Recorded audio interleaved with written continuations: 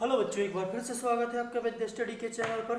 चलिए एनसीईआरटी की सीरीज में प्रश्नावली 1.2 का प्रश्न क्रमांक 2 करते हैं, जो कि क्या कर रहा है, पूर्णांकों के निम्नलिखित एकमों की एचसीएफ और एलसीएम ज्ञात कीजिए तथा इसकी जांच कीजिए कि दो संख्या का गुणनफल बराबर एचसीएफ इंटू एलसीएम।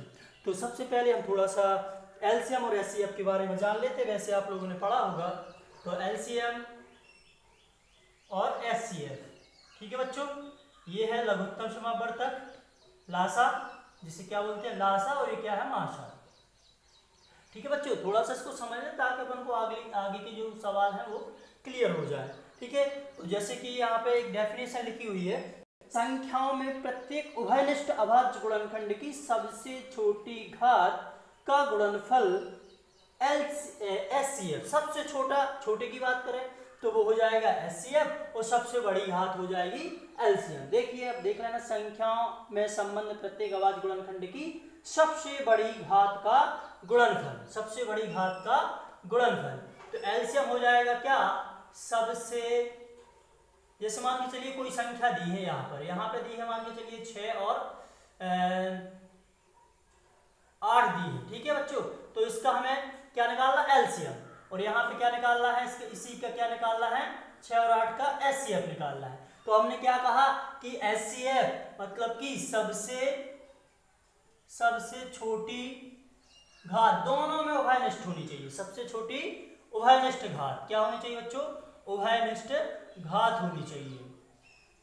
और इसमें क्या होनी चाहिए, एलसीएम में सबसे बड़ी उभयनिष्ठ घात।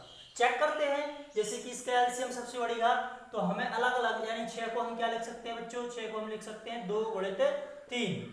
8 को क्या लिख सकते हैं, 2 गुणित 2 गुणित 2, 2 दूनी 4 दूनी 8। कहने का मतलब यहाँ पे हमने 2 पे 1 की घात लिखा और 3 पर 1 की घात, और इंटू 2 पर कितने की, यहाँ पर 3 की, तो टोटल 2 पर कितने की हो गई, 2 पर हो गई 4 की, इंटू 3 पर हो गई 1 की। तो एलसीएम में क्या लिखा था, संबंध, संख्याओं में संबंध प्रत्येक अभाज्य गुणनखंड की सबसे, प्रत्येक, ध्यान रखना यहाँ पर 2 चीजें हैं, एक तो 2 है और एक क्या है, 3 है। तो प्रत्येक मतलब 2 भी आएगा, 2 की सबसे बड़ी घात आएगा, और 3 की सबसे बड़ी घात आएगा।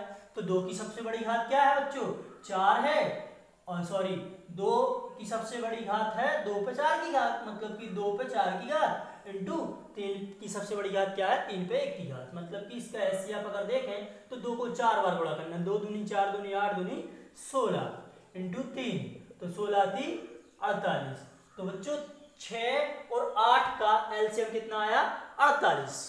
और थोड़ा सा लॉजिक लगा है तो हमें एलसीएम वो लेना पड़ता है जो इन दोनों संख्याओं से कट जाए। जैसे 6 का पहाड़ा पढ़ेंगे तो अभी 48 मिल जाएगा, 8 का पढ़ेंगे तो अभी मिल जाएगा।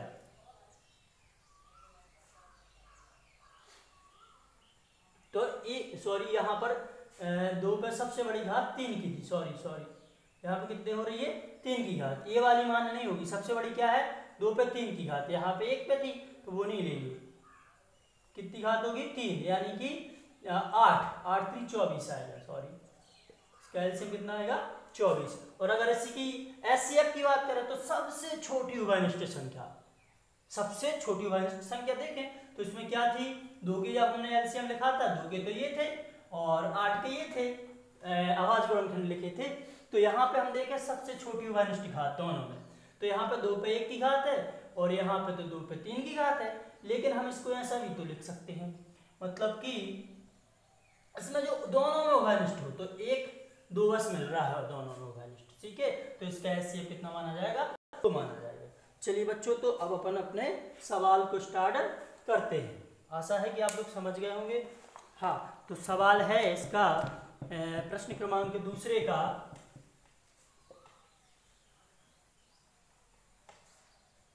सवाल कह रहा है कि पहला है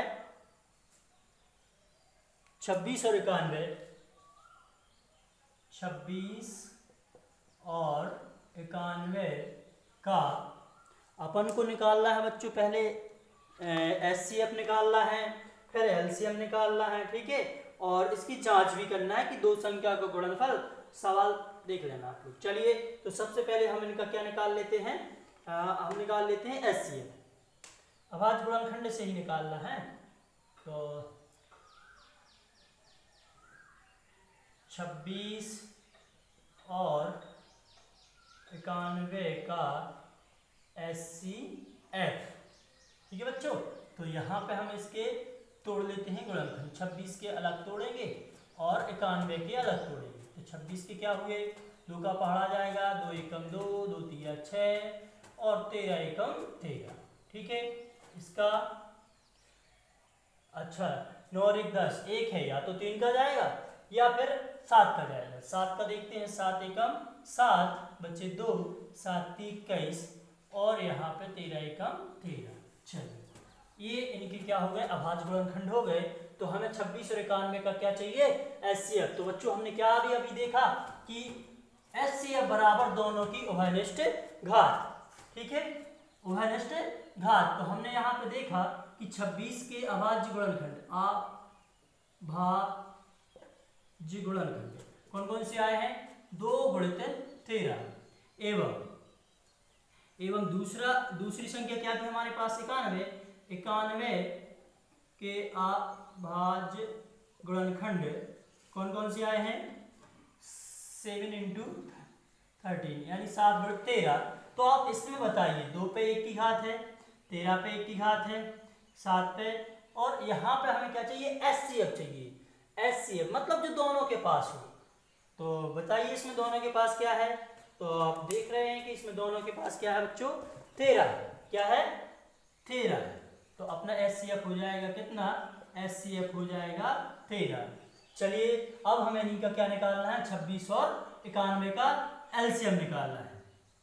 26 और 91 का LCM लघुत्तम समावर्तक बोले तो लासा। क्या निकालना है हमें बच्चों, लासा निकालना है। चलिए तो वैसे हमने क्या, इसमें क्या थी, इसमें तो उभयनिष्ठ थी सबसे छोटी घात, और उसमें क्या होगी, सबसे बड़ी घात, ठीक है बच्चों। तो 26 के हमने वैसे गुणनखंड तोड़ दिए थे, तो अब डायरेक्टली अपन इसके एलसीएम निकाल देते हैं।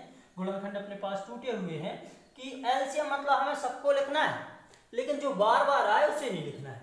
जैसे सबसे पहले हम क्या लिख लेंगे, इसमें से 2 की सबसे बड़ी, देखो अभी अपन ने जो डेफिनेशन देखा कि अभाज्य गुणनखंड की सबसे बड़ी घातों का गुणनफल।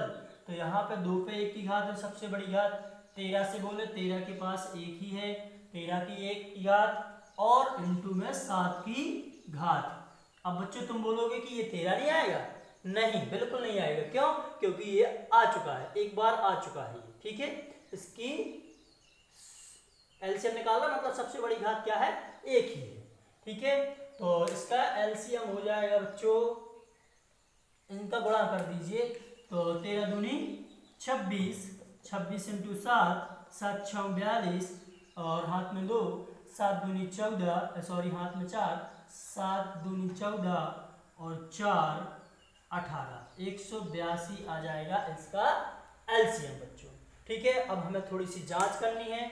जांच करनी है, सवाल कह रहा है कि जांच कीजिए कि दो संख्या का गुणनफल बराबर HCF इंटू एलसीएम। तो हम आइए बच्चों जांच कर लेते हैं।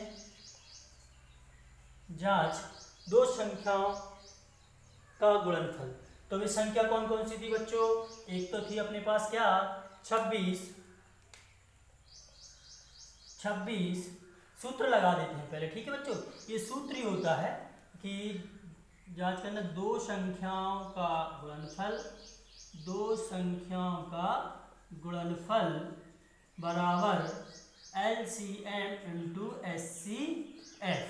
चलिए रख देते, दो संख्या कौन कौन सी थी अपने पास, एक तो थी 26 गुणा दूसरी थी 91 बराबर LCM कितना आया था अपना बच्चों 182 और HCF कितना आया था 13। चलिए इनका गुणनफल बराबर होना चाहिए, तब तो अपने LCM और HCF सही हैं, वरना गलत हो जाएंगे। चलिए इसका इंटू कर देते हैं। अच्छा तो इसको गुणा करने की मैंने ट्रिक बताई थी, इसको मैंने क्या लिख सकते हैं अपन, यहाँ पे 26 गुणित 26 इंटू 90 धन 1।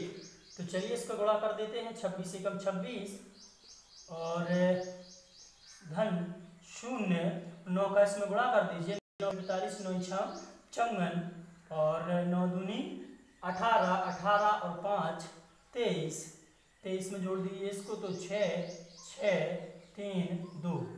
ये हमारे पास इस साइड निकल के आया गुणा कितना 2366, 2366 बच्चों। और इस साइड भी वही आना चाहिए, तब तो हमारा सवाल सही है, वरना गलत माना जाएगा। इसको कैसे गुणा करेंगे, अगर शॉर्ट में देखें तो इसको भी हम क्या लिख सकते हैं बच्चों, 180 धन 2 इंटू में 13, तो 13 दूनी 26 और यहाँ पे प्लस 13 शून्य 0 13।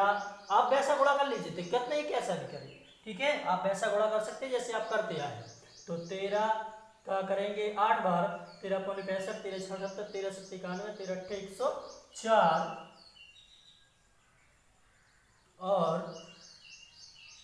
13 8 104, हाथ में आ जाएंगी 10, 13 कम 13 और 10 23। चलिए जोड़ दीजिए तो 6, 6, 3, 2। तो बच्चों देखिए इसका भी गुणनफल कितना आया है 2366, और ये प्रूव्ड है, यानी जांच की थी हमने, तो ये दोनों तरफ सही माना गया है। तो ये अपना इस तरह से ये सवाल हो गया, पहला सवाल है। इसी क्रम से आपको अगले 2-3 सवाल और दिए हैं, ठीक है बच्चों।